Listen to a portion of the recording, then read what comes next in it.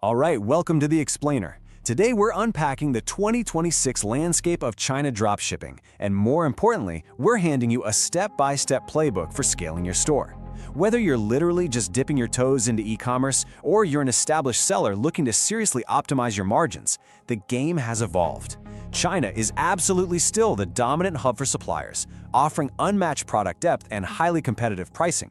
But navigating it successfully today requires a very specific strategy. So let's dive right in.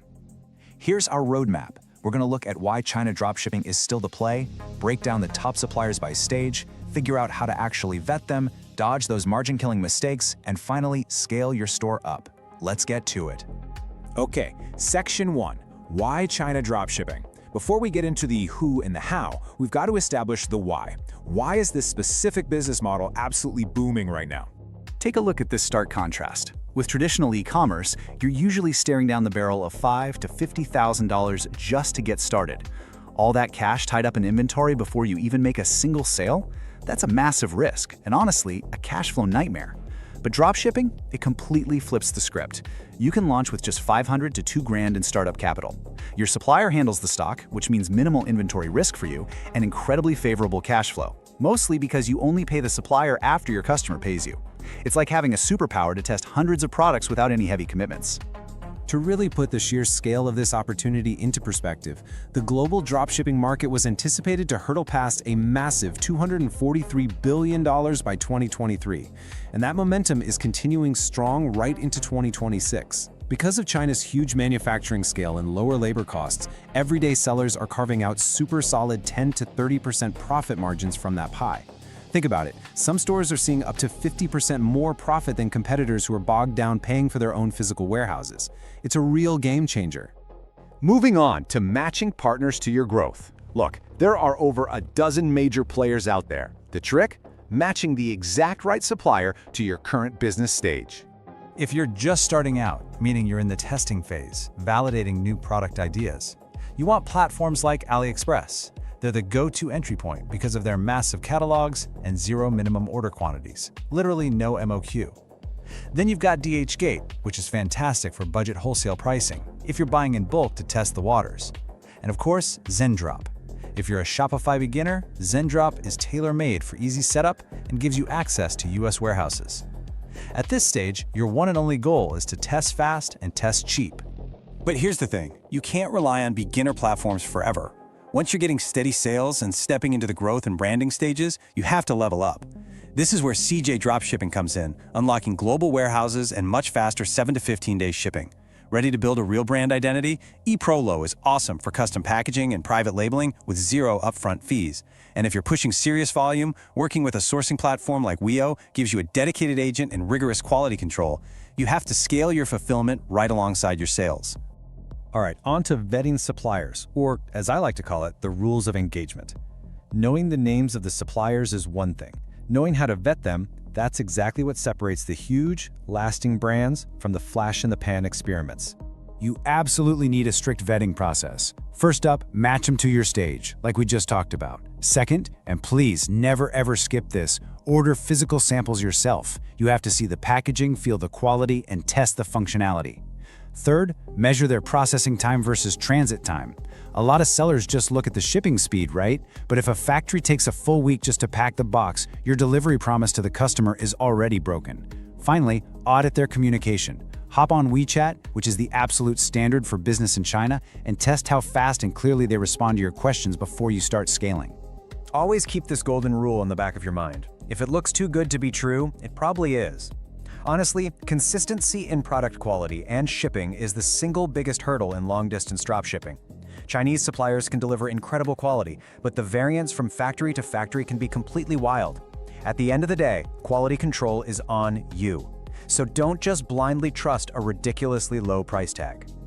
Which brings us to avoiding costly mistakes. Time for a little tough love.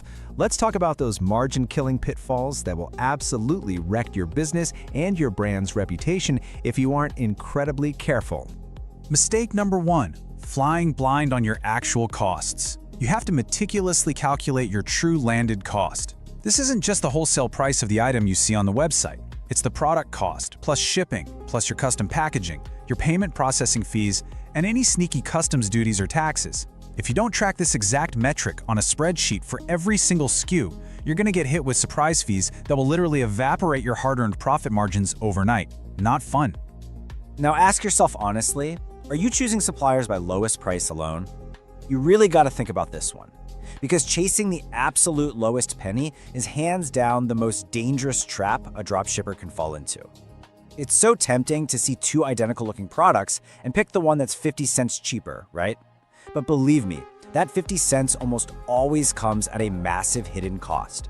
That tiny upfront discount, it's basically a Trojan horse. It hides poor product quality, missing accessories when the customer actually opens the box, super weak packaging that leads to shattered items, and don't even get me started on the unreliable shipping lines. All of this funnels straight into high refund rates, chargebacks, and terrible customer reviews. And bad reviews will absolutely tank your store's conversion rate. You've always got to prioritize lifetime customer value over a tiny short-term margin bump. And here's another massive operational mistake: automating before you validate. If you just plug an unstable, totally untested supplier into your fancy new automation tools, all you're doing is scaling your errors faster. You're building an absolute customer support nightmare. You have to run small, live, manual test batches, maybe 20 to 50 orders, just to confirm their quality control and actual delivery speed before you hit the gas on automation. Okay, let's talk about scaling your store and reaching the big leagues. Once you've validated your products, locked in reliable partners, and dodged all those beginner traps, it's time to build a scalable, automated machine. When you're consistently hitting 20 to 30 orders a day, manual fulfillment just completely breaks down. That's when software tools like eSync become absolutely mandatory. You need a flawless flow, a real-time stock monitor to stop you from overselling, which then triggers instant auto-ordering so your factory in China gets the memo the exact second your customer checks out. Add in automated repricing rules to guard your margins, and finally, auto-syncing that tracking number right back to your dashboard. Boom! No human error.